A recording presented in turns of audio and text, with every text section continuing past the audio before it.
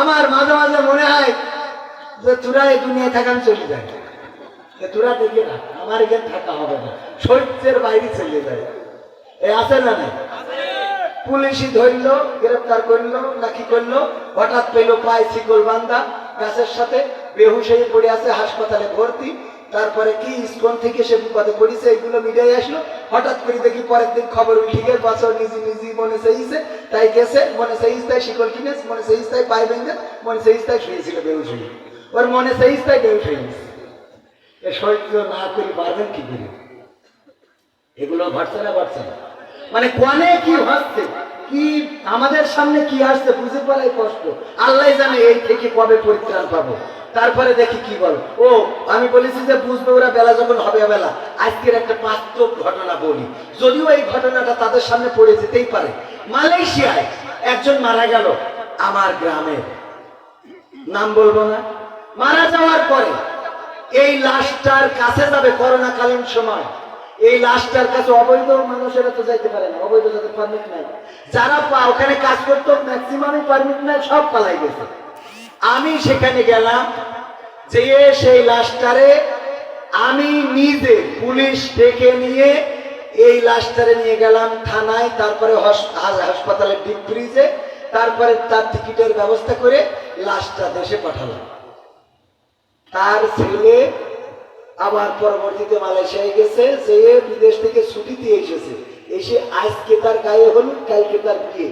আলহামদুলিল্লাহ আমার দাওয়াত দিয়েছে, আবার মনে করেন না যে দাওয়াত দেয়নি বলে হুজুর রাগ করি বলছে, আমার দাওয়াতও দিয়েছে বরযাত্রীর। এমনকি আমি আজকে এখানে আসার আগে সেই বাড়ি থেকে এক প্লেট ওই যে গায়ে হলুদের ক্ষীর রান্না পর্যন্ত বাড়ি পৌঁছে দিয়েছে, এক চামচ খেয়েও আসছে।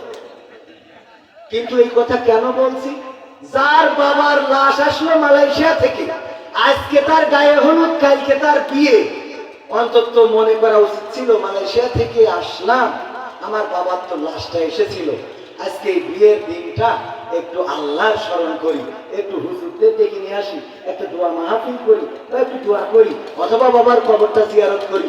ও বাবা, ডিজে ভাড়া করে নিয়ে বাড়ি দিচ্ছে, তো আমার পালঙ্গ কাটতেছে, দে বাড়ি বলছে, দে বাড়ি কুপান দেশ, মানে এখনো সেই শুনে আসলে আজান হাতটা বন্ধ করার মধ্যে নেই। আমি চিন্তা করলাম যে এই বকা দেবো কি করে, আমারও দাওয়াত দেখাই জানা, আমারও দাওয়াত এখন যে বকি কি করে। এবার যখন ক্ষীর দিয়ে গেল, আমি মনে মনে কাছে যাক ভাগ্য ভালো আমি যাইনি, গেলে ক্ষীরটা দিতে না। ক্ষীর বোঝেন তো, এটা ক্ষীর বলে, আপনারা কি বলেন? ক্ষীর, যশোর চৌগাছা ক্ষীর। তো বাড়ি দেখছে দে বাড়ি কুপা। আমার মনে বড্ড আশা, এই বাড়ি যদি আর কেউ মারা যায়, এইবার আর লাশ পাঠাবো না, বিদেশেও না, ওই দিন আমার টাকাতে আমি মাইকেলের বলবো ডিজে নিয়ে বাজা, দরকার একটা স্পিকার কবরের মধ্যে ঢুকে দিয়ে ব্লুটুথ দিয়ে বাজা, ঠিক না? ঠিক ওনার দরকার আছে না? না, তোর বিয়ের দিন যদি ডিজে বাজে, তোর গায়ে হলুদের দিন যদি ডিজে বাজে, তোর নুনু কাটার দিন যদি ডিজে বাজে, তোর মরার দিনও ডিজে বাজে। ইমামের জায়গায় থাকবে স্পিকার, আর বলে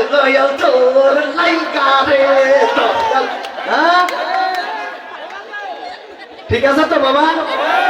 যখন ঢাকা বিশ্ববিদ্যালয়ে মাদক সেবন যারা করে, গান জুটে, ভবন ঘুরে, এদেরকে প্রবেশ নিষিদ্ধ করেছে, দোকানগুলো উচ্ছেদ করেছে, ক্লিন করতে চেয়েছে ঢাকা বিশ্ববিদ্যালয়, তখন কিছু কিছু লোকের চেতনা জেগে উঠেছে। ওই চেতনাবাজরা আসলে চেতনাবাজ নয়, গান জুটে, ইয়াবাখোর, ফেন্সিখোর, মদখোর, আর নারী যদি হয় পর পুরুষে আসক্ত নারীগুলো, এদের এখন চলা শুরু হয়েছে। বলেন ঠিক না বেঠিক? আলেম ওলামা দেখলে কেহ চলে কতক লোকের দেহ, বুঝবে ওরা বেলা যখন হবে অবেলা, বুঝবে ওরা বেলা যখন হবে অবেলা। বেলা বেলা হয় বোঝেন তো? এই গানের মেলা ব্যাখ্যা, মানে মরি যাওয়ার পরে লাগে কার কথা কয় না, জানা পড়ালেখার ও তো জানা যায় যে তাক দিতে থাকে, এটাই তো জানে না। হাত বাঁধতে তা উপরের হাত নিচে যায়, হ্যাঁ, আর নিচের হাত উপরে, এরম আছে না নাই?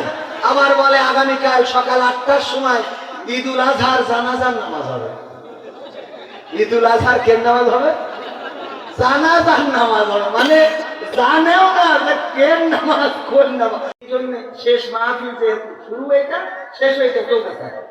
এর আগে গতবার একটা করে গেছিলাম চৌকাছায়, গতবার দুইটা মনে হয় করিলাম, গতবারও একটা। ওই যে এস এম হাবিব, উনি ছিল ওই মাহফিলের অতিথি। উনি উনি এসে বললো যে আমার শ্বশুর বাড়ি যেহেতু জিগর কাছে সেই সুবাদে শালা, তো আমি ওই শালা সেই যে ওয়াজ করেছি, এই জন্য আর বাধা দিতে পারবো না। ওই সময় কিন্তু তখন 5 আগস্টের আগে এত সোজা কথা না, ওই যে ভাইও ছিল, মিথ্যে কথা বলবো কেন? ওয়াজ করতে মিথ্যে কথা বলি লাভ আছে? আর একটা ওয়াজ করলাম আপনাদের এখানে, ওই রাজ্যের সব শেখ হাসিনার উন্নয়ন নিয়ে বর্ণনা করিলাম, কারণ চেয়ারম্যান পাশে বসা ছিল। ও দোয়ার সময় বলছে হুজুর খালেদা জিয়ার জন্য একটু দোয়া করতেন, অসুস্থ। তো আমি বলছি কেন, আপনি চেয়ারম্যান না? তো বলছে হ্যাঁ। তা আমি বলছি কোন দল? বলছেন বিএনপি চেয়ারম্যান। তা আমি বলছি তা আগের থেকে কবেন না, আমি তো সেই দিন সব উন্নয়নের কাজ করলাম। মনে আছে আপনাদের? যারা ছিল তারা জানে। মানে আমি চেয়ারম্যান মনে করি, তো চেয়ারম্যান যেহেতু ওই সময় তো আর চেয়ারম্যান তো অন্য দলের থাকার কথা না, ঠিক কিনা? কারণ তখন তো ভোট দেওয়া লাগতো না, লাগতো? এক চাষা গেছে ভোট দিতে, বলছে আপনি কি জন্য আছেন? তো বলছে ভোট দিতে। তো বলছে ভোট আপনার তো আমরা কষ্ট হবে, আপনার এই চিন্তা করে দিয়ে ফেলি। তো এটা কিরম কথা, আমার ভোট আমি দেবো না? তো বলছে আমাদের একটা দায়িত্ব আছে না। আপনি বাড়িতে বেরোয়েছেন কখন? তো বলছে ফজরের নামাজ পড়ি রওনা দিয়েছিলাম। বলছে আমরা তো তাহাজ্জুদ পড়ি কাম সারিছি। আপনি তো ফজর পড়ি রওনা দিয়েছেন, সে তো তাহাজ্জুদ পড়িছে। চাচা চলে আসছে, তো বলছে শোনে চাষির জন্য আবার কষ্ট দিয়ে না। বলছে তোমার শাশু কি ভোট দিয়েছ না? তো বলছে হ্যাঁ ওটাও হয়ে গেছে। তো বলছে কত বড় জাহিল রে, এমন এমন খারাপ মহিলার সাথে সংসার করেছি, আল্লাহ ওর যেন জান্নাতে আমার সাথে দিবা না। তো বলছে চাচা এত রাগ কেন? স্ত্রী বলছে রাগ হবে না কেন? আজ মরে গেছে 11টা বছর ভাবছে, তুই এসে ভোট দেখেছিস তো আমার সাথে দেখা করে যাবি? তুই এসে ভোট দিয়ে গেলি, তা আমি পুরো কোন হালতে আসি না আসি তুই খোঁজ নিবি না?